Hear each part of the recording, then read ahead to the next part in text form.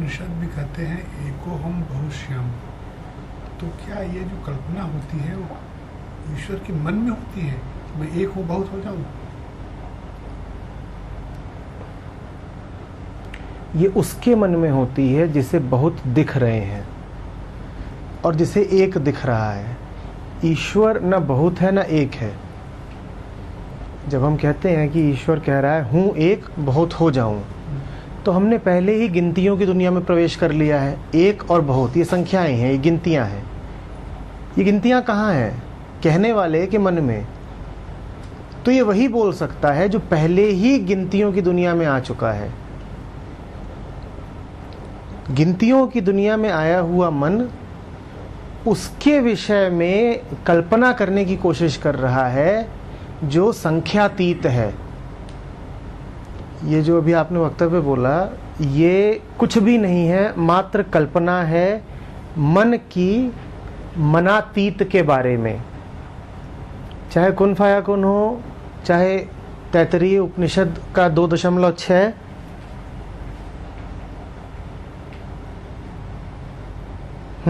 चाहे बाइबल का वक्तव्य कि लेट देयर बी लाइट। ये क्या सत्य हैं? ये क्या सत्य हैं?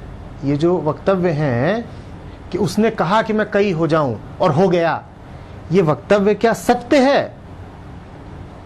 क्या सत्य आकर के इसकी घोषणा कर रहा है कि मैंने कहा कि मैं कई हो जाऊं? ये कौन कह रहा है? ये हमारे आपके जैसे लोग कह रहे हैं। हम अपने सीमित मन का इस्तेमाल करके किसी प्रकार असीम को जानने की चेष्टा कर रहे हैं। सत्य नहीं कहने आता कि एक हूं कई हो जाऊं। न उसके पास भाषा है, या यूँ कहिए कि उसको भाषा की आवश्यकता नहीं है, और न उसके पास गिनती है, या यूँ कहिए कि उसको गिनती की आवश्यकता ही नहीं है। ये तो हमारी भाषा है, हमारी कल्पना है।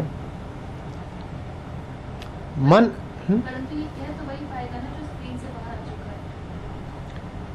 देखिए, जितना कुछ भी कहा जा रहा है वो सत्य नहीं है। कोई स्क्रीन कहीं नहीं है। जब आप कहते हैं कि एक स्क्रीन है और एक स्क्रीन से बाहर कोई है, पर्दे के अंदर कोई है, पर्दे के बाहर कोई है, तो ये दोनों भी कहीं हैं क्या? कहीं कोई पर्दा है और कहीं कोई पर्दे से बाहर है क्या? पर्दा कब तक है? जब आप कहते हैं एक फिल्म का पर्दा है और उस पर इतने सारे चरित्र हैं, पात्र हैं, अभिनय चल रहा है, ये आप कब कहते हैं?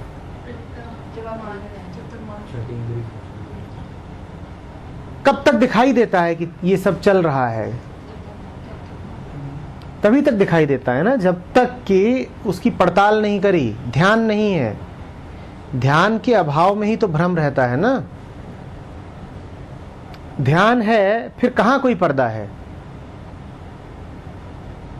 इसीलिए पूछना हमेशा बहुत जरूरी होता है कि ये बात कह कौन रहा है। पर्दा नहीं है, पर्दे के भीतर जो संसार है वही सत्य है, ये कौन कह रहा है? ये दृष्टा कह रहा है। पर्दा है और मैं पर्दे से बाहर खड़ा हूं, देख मात्र रहा हूं, ये कौन कह रहा है? ये साक्षी कह रहा है। न दृष्टा सत्य है न साक्षी सत्य है। कहने में ऐसा लगता है जैसे साक्षी मन को देख रहा हो, पर भूलिएगा नहीं कि साक्षी भी मन की कल्पना ही है। ये क्वेश्चन पूछा था, साक्षी मन के बाहर फिर कोई मन है कहाँ? तुम बात को समझो। उदाहरण को ही जब सत्य बनाते हो तब अटक जाते हो। ये सारी बातें इसलिए नहीं कही जा रही हैं कि इन बातों में कोई सत्य है। ये सारी बातें इसलिए कही जा रही हैं ताकि जिसको तुम सत्य समझते हो उसको सत्य न समझो। न पर्दा सत्य है, न साक्षी सत्य है। कुछ नहीं होता साक्षी। तो कोई अगर तुमसे ही कहने आ रहा है कि साक्षी बहुत बड़ी बात है और साक्षी होना चाहिए, तो कुछ जानता नहीं। साक्षी ऐसा कुछ होता ही नहीं। किसका साक्षी? उसका जो है ही नहीं। तुम कहते हो मन अनित्य है, मन भ्रम है, और साक्षित्व में तुम मन को, दृश्य को, दृष्टा को, दोनों को एक साथ देखते हो। जो है ही नहीं उसको देखने वाला तो कोई नशेड़ी ही होगा। कोई नशेड़ी ही होता है जो उसको देख ले जो है ही नहीं।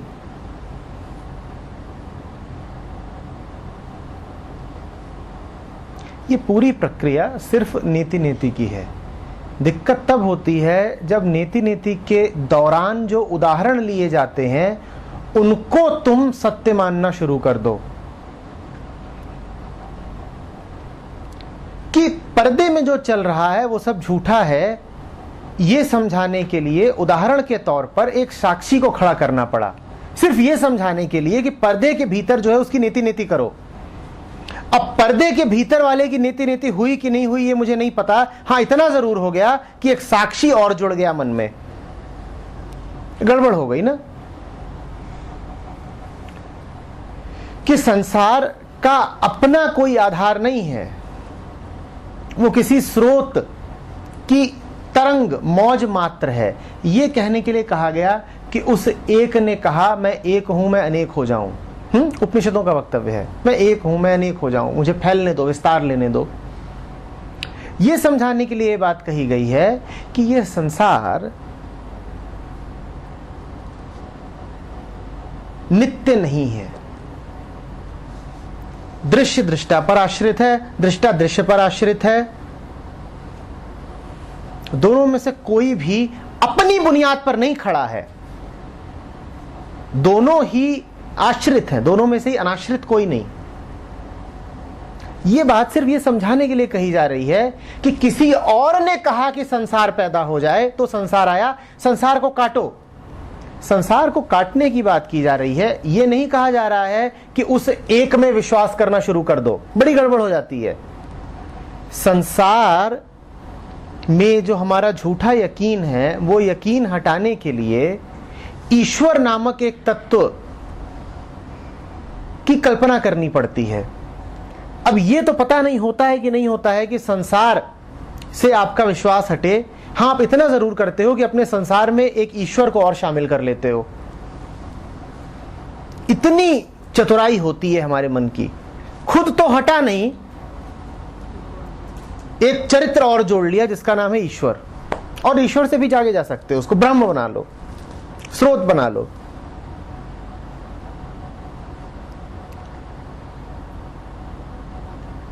जो अचिंत्य है उसे अचिंत्य रहने दो, उसको अपनी कहानियों का हिस्सा मत बनाओ। 1000 कहानियां हमारे पास पहले से हैं और कहानियां उसमें जोड़ लेते हैं कि हिरण्यगर्भ कि 6 दिन में सृष्टि का निर्माण और 7वें दिन आराम।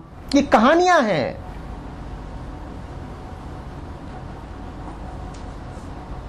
कि प्रलय और बाढ़ और नोआ और उसकी नाव, ये कहानियां हैं।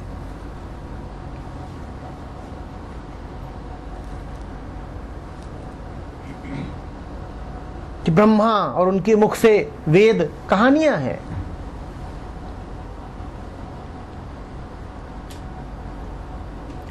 कहने वालों ने ये कहानियां इसलिए कही ताकि ये कहानियां तुम्हारे मन में पहले से बैठी ऊल जलूल कहानियों को साफ कर सकें।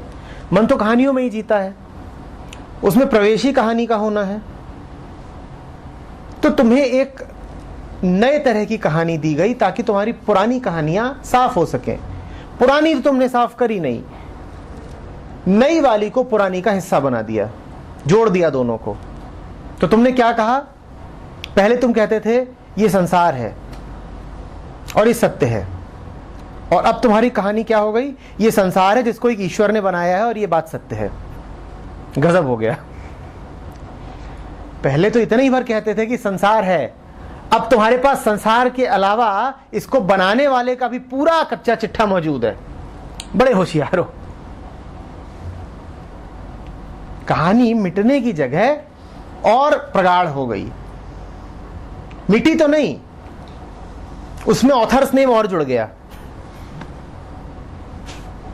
पहले कहानी भर थी, अब वो एक प्रामाणिक कहानी है, वैधता। देखो किसने लिखी है हमें वो भी पता है, लिखने वाले का ही पता चल गया तो कहानी असली होगी। और ये भी पता चल गया कि उसने क्यों लिखी थी। ये देखो, ये रहा, वो अकेला बैठा था, वो बोर हो रहा था, तो उसने कहा मैं एक हूं मैं अनेक हो जाऊं। तो देखो हमें उसकी मंशा भी पता चल गई। अब तो पक्का है कि ये कहानी सच्ची है। कहीं कोई बैठा है, वो एक है, उसके अलावा कोई दूसरा होता नहीं है। एको हम द्वितीयो नास्ति। उसके तरंग उठती है, वो कहता है कि मुझे विस्तार लेना है, और फिर उससे पूरा संसार आ जाता है। अब बिल्कुल ऊपर से लेके नीचे तक कहीं संदेह की कोई गुंजाइश नहीं बची है। अब आप सब कुछ जानते हैं, अब आप पंडित हो गए हैं, अब आपको पूरा पता है। उसने बनाया, प्रभाव हुआ, फिर आगे बढ़े, फिर समय चलता जाएगा और आगे प्रलय हो जाएगी और सब कुछ उसी में वापस लीन हो जाएगा। बस सब समझ में आ गया, हम सब जानते हैं। ये सारा खेल क्यों हो रहा है? सिर्फ अपने आप को ये बताने के लिए कि मैं सब जानता हूं, मुझे आदि से लेकर अंत तक सब कुछ पता है। आदमी का क्षुद्र अहंकार अपने खालीपन का सामना न करने के लिए कितनी भी बड़ी बड़ी कहानियां गढ़ सकता है। और क्यों गढ़ रहा है? सिर्फ इसलिए क्योंकि जीवन में प्रेम नहीं है, शांति नहीं है। तुम तरीके देखो अहंकार के, वो सीधे ये नहीं कहेगा कि मेरे आसपास के लोग हैं, इनसे मेरी कोई दोस्ती नहीं है, ये मेरे पास बच्चे घूमते रहते हैं, मैं इनके सर पे हाथ नहीं फेर पाता, जानवर दिखाई देते हैं तो मेरे मन में बस हिंसा उठती है। वो ये सब बातें नहीं करेगा। बस अपने खालीपन को भरने के लिए वो दुनिया भर की फैंटेसीज गढ़ेगा। वो सीधे ये नहीं कहेगा कि मेरे जीवन में एक स्त्री है और मुझे पता है कि मुझे उससे कोई प्रेम नहीं। वो बड़ी लंबी चौड़ी सी बात करेगा, व्युत्पत्ति का सिद्धांत, कर्मफल का सिद्धांत, पुनर्जन्म की बातें। और क्यों कर रहे हो पुनर्जन्म की बातें? सिर्फ इसलिए क्योंकि आज सुबह सो करके उठे थे और बीवी से झगड़ा हो गया था। ये जन्म सुहा नहीं रहा है तो अगले जन्म की सोच रहे हो। इस जन्म ने तुम्हें कुछ दिया नहीं है तो अगले जन्म की सोच रहे हो। परिवार स्वीकार नहीं कर सकते तो लंबी चौड़ी कहानियां गढ़ रहे हो।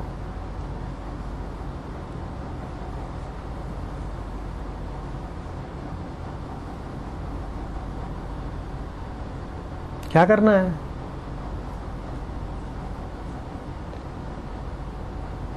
लाइब्रेरीज में हजारों उपन्यास भरे हुए हैं, कोई भी उठा लो, कहानियां ही कहानियां हैं, तुम्हें और क्यों जोड़नी है?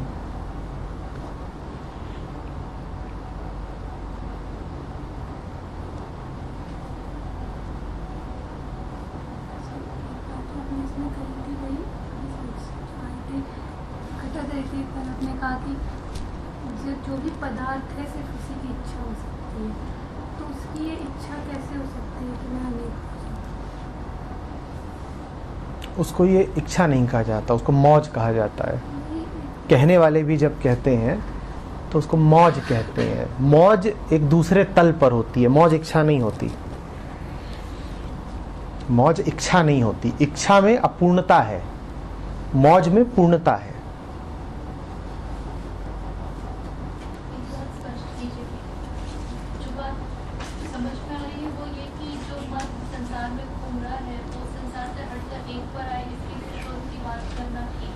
हाँ। परंतु नीति की प्रक्रिया शोध को भी काटेगी और हम शोध की बात भी नहीं कर सकते। हाँ, बिल्कुल। किसी भी प्रकार के स्रोत की बात ध्यान से अगर आप समझें तो सिर्फ नीति की प्रक्रिया का अंग ही है। अगर आपने स्रोत को भी वास्तविक मान लिया तो भूलिएगा नहीं कि वास्तविक शब्द में ही वस्तु छुपी हुई है। वास्तविक वस्तु, मन के लिए वास्तविक क्या होता है? सिर्फ वस्तु। तुमने स्रोत को भी वस्तु बना लिया। संसार को काटने निकले थे, वस्तुओं को काटने निकले थे, और कर क्या बैठे? एक नई वस्तु बना बैठे जिसका नाम है स्रोत। होगी ना गड़बड़? तो इसीलिए स्रोत की बात जिन्होंने हमारा भला चाहा है, उन्होंने कहा है बात करो ही मत, क्यों इतना बकते हो।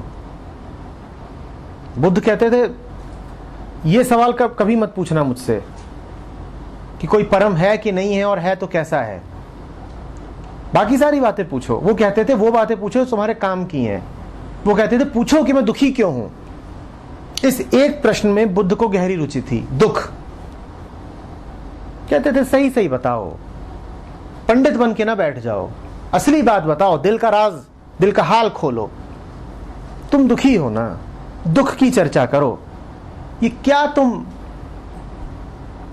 परम की और ब्रह्मांड की चर्चा कर रहे हो, अपनी छोटी सी दुनिया की बात करो।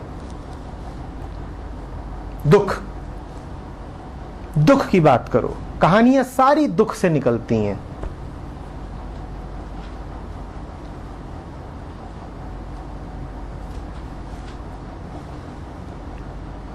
सर उस दिन चैपल में जब बाइबल डिस्कस हो रही थी, अपने ग्रैंड प्लान का डिस्कशन किया था कि जो हो रहा है हम क्यों चेंज कर सकते हैं, उसने बनाया है तो वही करेगा सब कुछ। सर वो सब सुनने के बाद थोड़ा सा पर्पसलेस सा फील हो रहा था। ऊपर से आज ये सब देखा, जो मैं देख रहा हूँ वो भी मैंने ही बनाया है, सोच रहा हूँ वो भी मेरे अंदर से ही आ रहा है, तो सब कुछ शफल हो गई, पर्पसलेस सी फीलिंग आ रही है। Why am I existing? तुम में से किसी ने उस व्हाट्सएप ग्रुप पर एक बात मैंने कभी कही होगी और डाली थी कि we are so used to disease that our rare moments of health make us very uneasy. We are so used to disease that we become uncomfortable in our rare moments of health.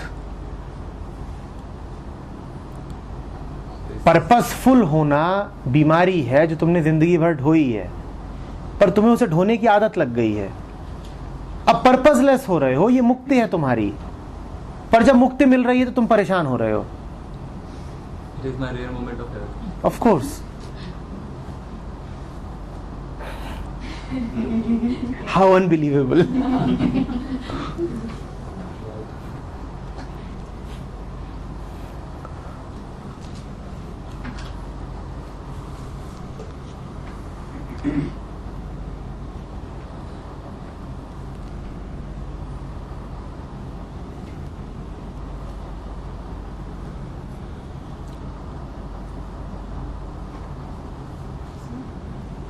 जैसे ये सारी बातें हो रही हैं, तो हम लोग कहीं ना कहीं एग्जिस्टेंशियली अपनी एग्जिस्टेंस मान के बात कर रहे हैं, है ना?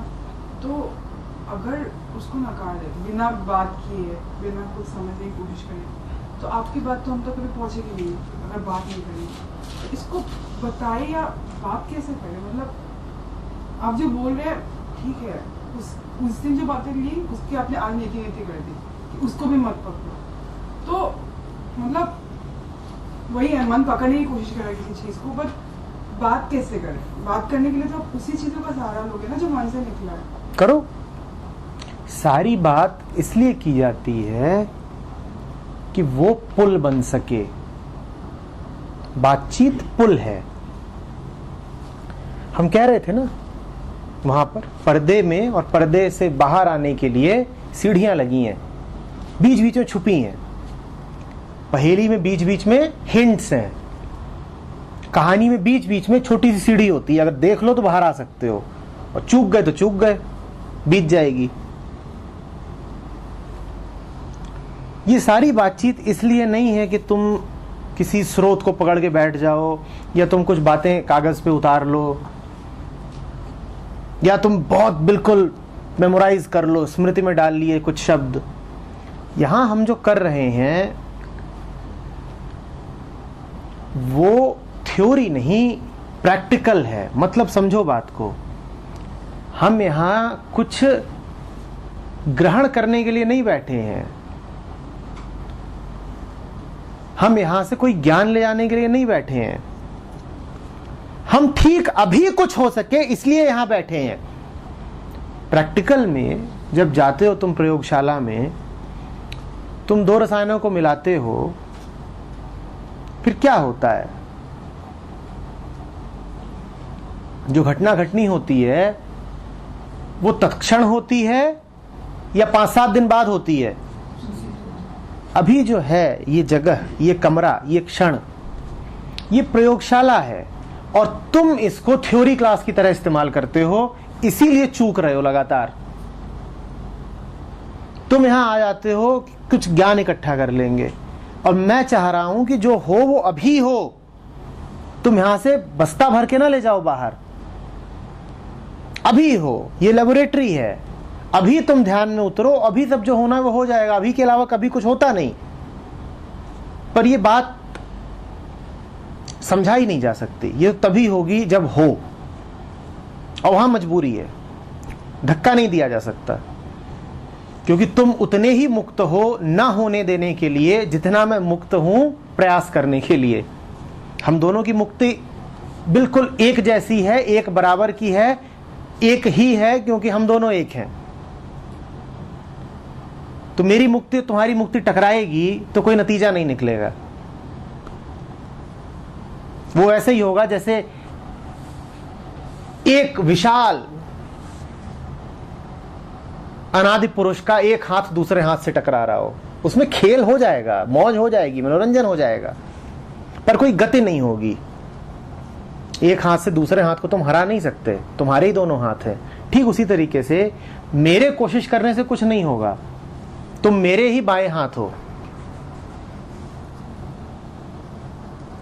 ये प्रयोगशाला है, पर प्रयोग तब होगा जब दोनों मिलें। तुम इसे थ्योरी क्लास बना देते हो।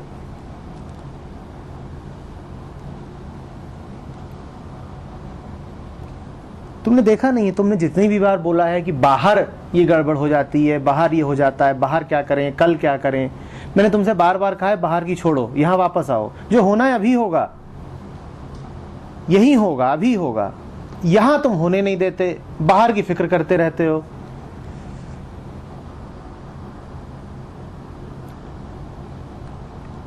और यहां तब होगा जब तुम थोड़ा ध्यान में उतरो। ध्यान में डूबी आंखें दूसरी होती हैं।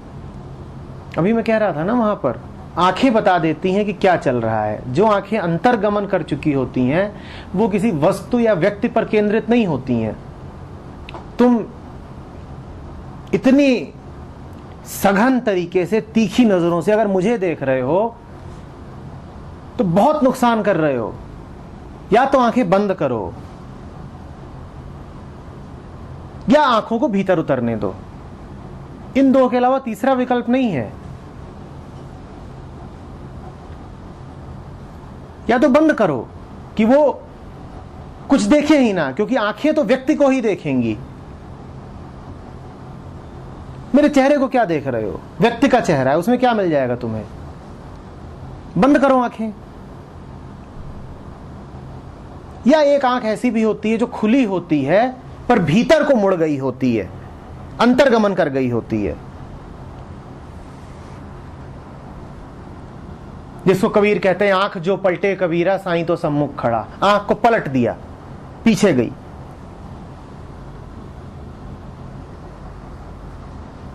समझ में आ रही है बात? ये दशा ठीक नहीं आंखों की।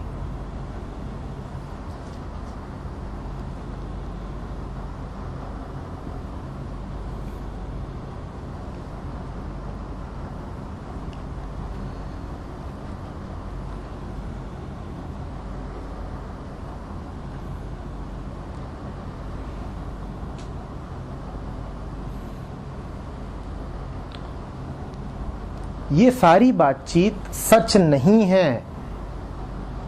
हां, तुम्हारा ध्यान सच होगा।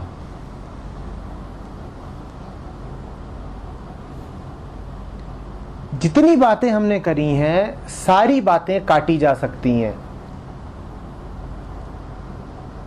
अपनी ही कही एक एक बात को मैं काट दूं, क्योंकि उसमें से कुछ भी सच नहीं है।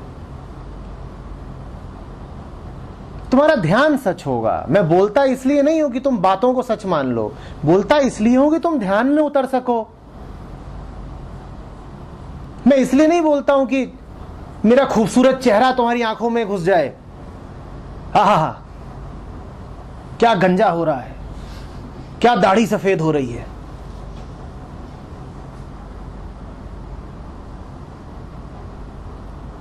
तुम मुझे क्या देख रहे हो? आंखें बंद करो, अपने आप को देखो।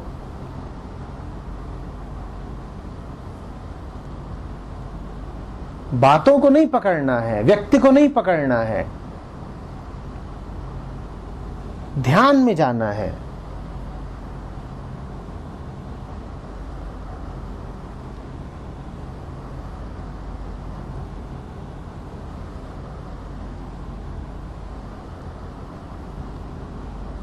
और तुम्हारी आंखें बता देती हैं कौन ध्यान में जा रहा है और कौन इधर उधर भटक ही रहा है। अब जो भटक रहा है, हो सकता है उसकी याददाश्त अच्छी हो, ये तो प्रकृति का गुण है याददाश्त वगैरह। हो सकता है उसे बहुत बातें याद रह जाएं, वो याद रहने से कुछ नहीं होगा। स्मृति क्या होती है? चित्त का बोझ। और भर लो स्मृति को, क्या मिल जाएगा तुम्हें? गधे हो और बोझ लेके घूमोगे। ध्यान होती है असली चीज। बोलता इसलिए हूं कि ये शब्द तुम्हें शांत कर सकें, इसलिए नहीं बोलता हूं कि इन शब्दों में कोई सत्य है। मेरे क्या, किसी के शब्दों में कभी कोई सत्य नहीं होता। कभी मत सोचना कि उपनिषदों में सच लिखा हुआ है। कभी मत सोचना कि अभी हम जीसस के साथ थे 3 दिन तक कि जीसस हमें सच बता गए हैं। जीसस को ही पता है, मुझे भी पता है, तुम भी जान लो, कोई सचवच नहीं है इसमें। I am the son of God चुटकुला है। तुमसे खूब बात करी 2 घंटे तक कि सन ऑफ गॉड का क्या मतलब है। उसके बाद पिछवाड़े जा करके संडास के बगल में और जीसस खूब हंस रहे थे कि हाँ हाँ हाँ अच्छा बेवकूफ बनाया, सन ऑफ गॉड। कुछ नहीं होता सन ऑफ गॉड।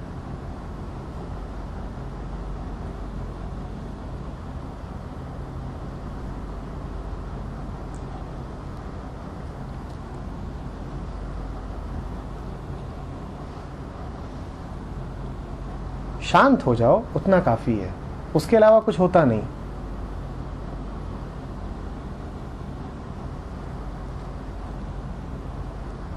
मुझे कोई खुशी नहीं होती है कि बड़े बेहतरीन किस्म के सवाल पूछ रहे हो,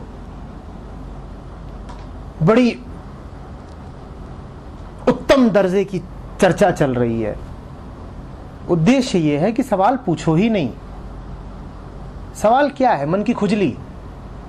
उद्देश्य यह है कि वहां आ जाओ जहां मन सवाल अवाल करना ही बंद कर दे। मस्त हो, बैठे हो, क्या सवाल अवाल। मैं ये नहीं कह रहा हूं कि आलसी हो गए हो और झक्की हो, कुछ समझ में नहीं आ रहा सवाल क्या पूछोगे। मैं कह रहा हूं इतने साफ हो गए हो कि सवाल बचा ही नहीं। यहां पर आना, सत्र में बैठना सार्थक तब मत मानो कि आज सवालों के जवाब मिले। अगर जब उठते हो यहां से 9:30 बजे और जांचना चाहते हो कि सत्र सार्थक रहा कि नहीं, तो ये पूछो कि सवाल घुले कि नहीं घुले। ये ना पूछो कि उत्तर मिले कि नहीं, ये पूछो कि सवाल घुले कि नहीं।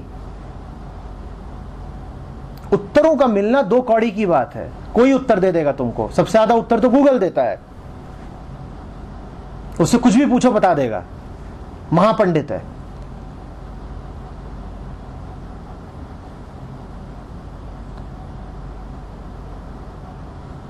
पर गूगल तुम्हारे सवालों को विगलित नहीं कर सकता। गए, भाप बन गए, उड़ गए। जब वो हो तब समझो कि बात बनी। आज सवाल लेकर के आए थे, खाली हाथ वापस जा रहे हैं। हाथ भर के नहीं वापस जाना है, सवालों से भरे आए थे। कहां गए सवाल? नहीं पूछे तो नहीं। नहीं, ऐसा नहीं कि उत्तर मिल गया, बस सवाल कहीं चला गया, तब समझो कि बात बनी।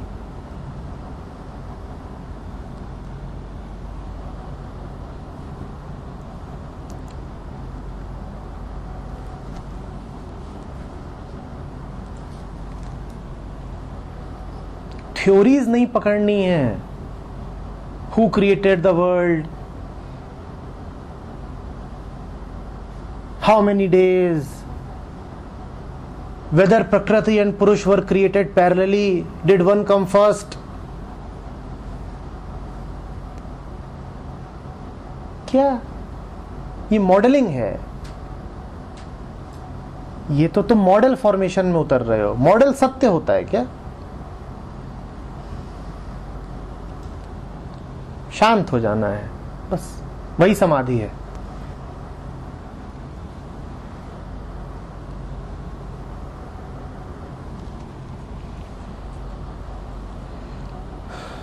न कोई स्रोत है, न समय है, न रचना है, न रचयिता है, न प्रक्रिया है।